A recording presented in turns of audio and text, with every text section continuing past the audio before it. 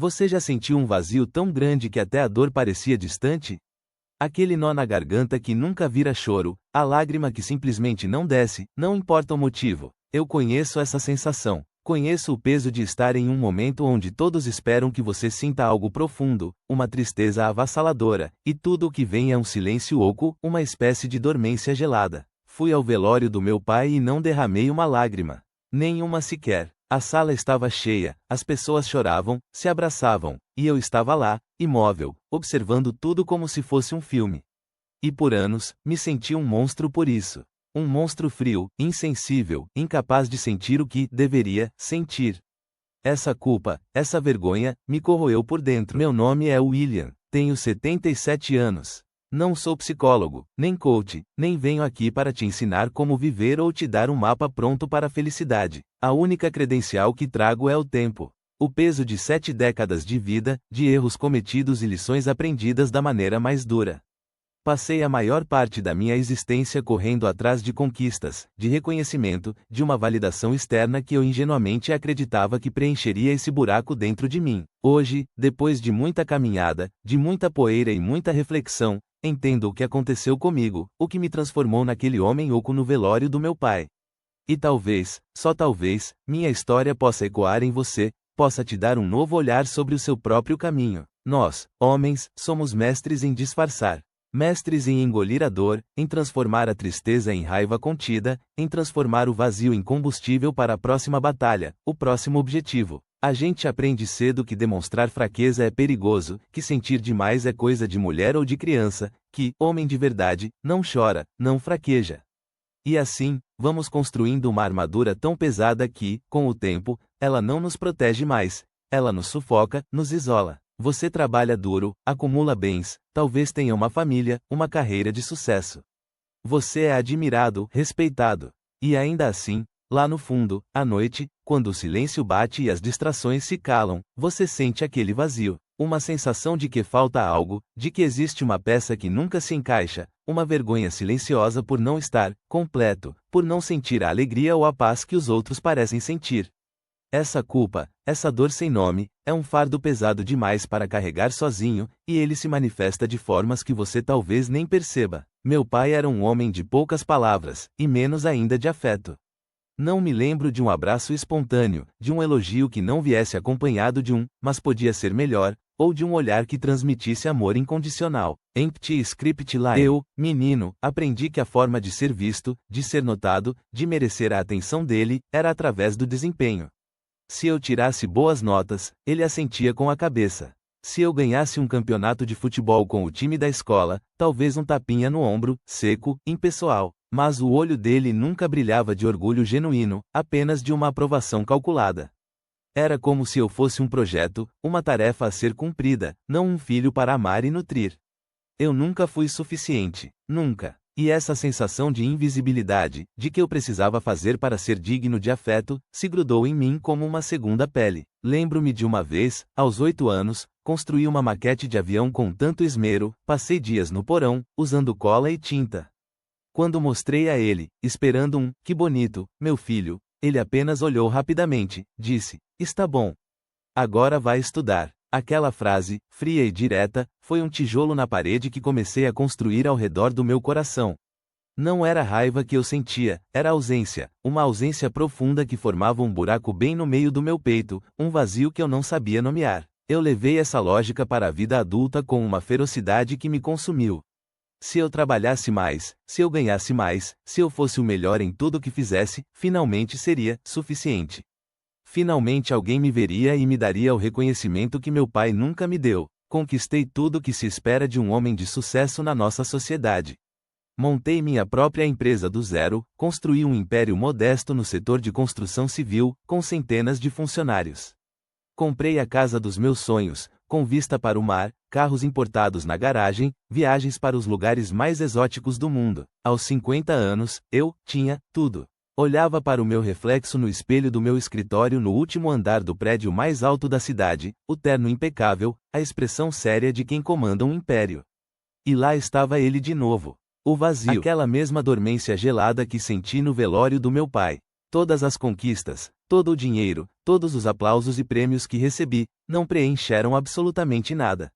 Era como se eu tivesse escalado a montanha mais alta do mundo, chegado ao topo, e descoberto que lá não havia ar, apenas silêncio e uma solidão avassaladora que me engulha. A vitória era oca, o sabor amargo. O que eu buscava não estava lá fora, nunca esteve, mas eu só percebi isso depois de esgotar todas as possibilidades externas. Era um despertar tardio, pesado, e cheio de uma culpa por ter perdido tanto tempo, e esse vazio não se limitou à minha carreira. Ele se infiltrou nos meus relacionamentos como uma névoa densa e pegajosa. No meu casamento, eu era o provedor, o pilar financeiro, o homem que resolvia os problemas práticos, mas um estranho emocional. Minha esposa, uma mulher boa e paciente, muitas vezes se queixava da minha distância, da minha incapacidade de me conectar de verdade, de compartilhar meus sentimentos mais profundos. Eu não sabia como. Eu não tinha o mapa, a linguagem para isso. Eu só sabia construir paredes. E com meus filhos, a dor foi ainda mais cortante. Eu os amava, claro, com a minha própria maneira torta de amar, mas repetia, sem querer, os padrões que tanto me machucaram. Eu esperava desempenho, resultados, notas altas, vitórias nos esportes. Eu via a mesma busca desesperada por aprovação nos olhos do meu filho mais velho, a mesma raiva contida no meu mais novo, e me sentia impotente, culpado até a medula. Eu estava perpetuando a mesma invisibilidade que me consumiu. Era um ciclo vicioso, e eu era, ao mesmo tempo, vítima da minha própria criação e carrasco dos meus próprios filhos. A dor sem nome que eu carregava, agora, tinha rostos familiares, e isso era insuportável. Ao longo dos anos, vi muitos homens como eu. Alguns ainda estão correndo, sem parar, até hoje. Tenho um amigo, o José, que hoje, aos 72 anos, ainda trabalha 12 horas por dia, 7 dias por semana na sua empresa de contabilidade. Ele tem 3 casas, 5 carros de luxo, e um olhar que nunca descansa, sempre um passo à frente, sempre preocupado com o próximo negócio, o próximo problema a resolver, o próximo desafio a superar. Ele me lembra de quem eu fui por tanto tempo, de como eu me via. Nunca está realmente, aqui, no presente, mas sim no futuro, planejando, ou no passado, lamentando. Mas também vi outros. Lembro-me do Carlos, um antigo colega de trabalho do ramo de seguros. Ele era um homem ambicioso, igual a mim, com uma sede insaciável por mais. Mas um dia, depois de um infarto fulminante que quase o levou, ele simplesmente parou. Vendeu a empresa, mudou-se para uma casa menor no interior de Minas Gerais, começou a cuidar de uma horta e a fazer esculturas em madeira. No início, eu achava que ele tinha enlouquecido, que estava desistindo da vida, que era uma fraqueza. Hoje, quando o vejo, ele tem um brilho diferente nos olhos. Uma calma, uma leveza, que eu só encontrei muito mais tarde. Ele não tem mais o sucesso que a sociedade prega em termos financeiros, mas tem uma presença, uma paz, que o dinheiro e o poder nunca puderam comprar.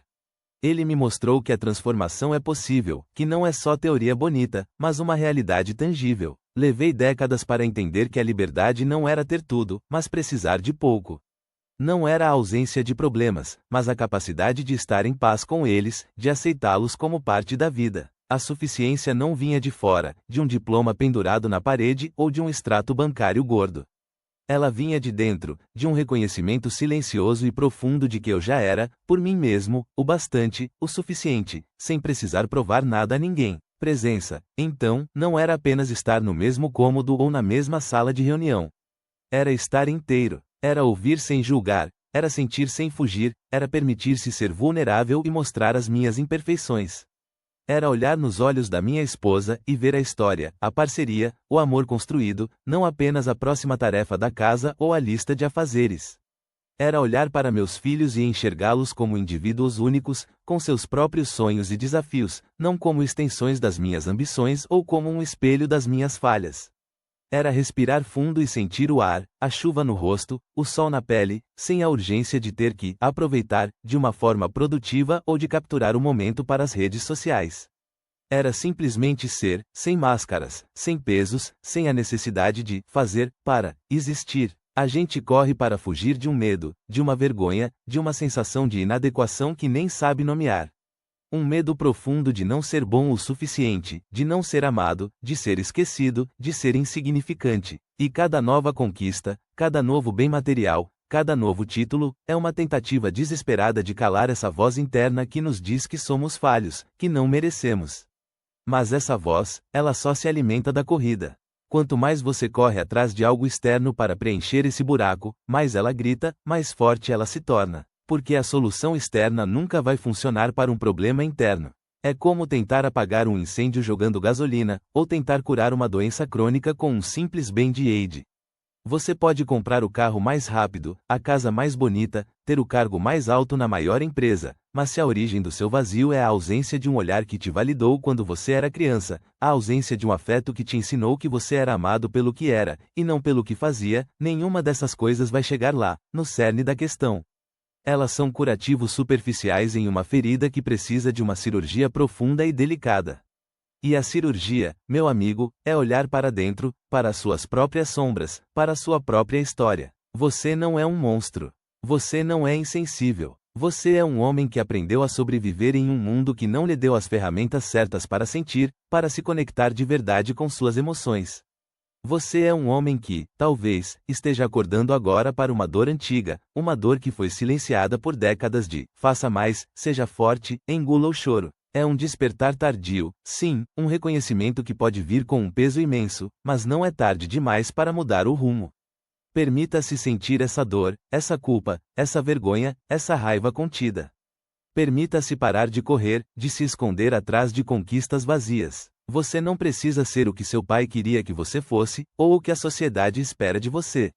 Você já é suficiente. Olhe para dentro, com gentileza e curiosidade. Se este vídeo tocou em algo dentro de você, se fez algum sentido, se você conhece alguém que está correndo, que está perdido nesse vazio, ou que se sente um monstro por não chorar, por favor, compartilhe este vídeo. Não para mim, não para o canal, mas para ele.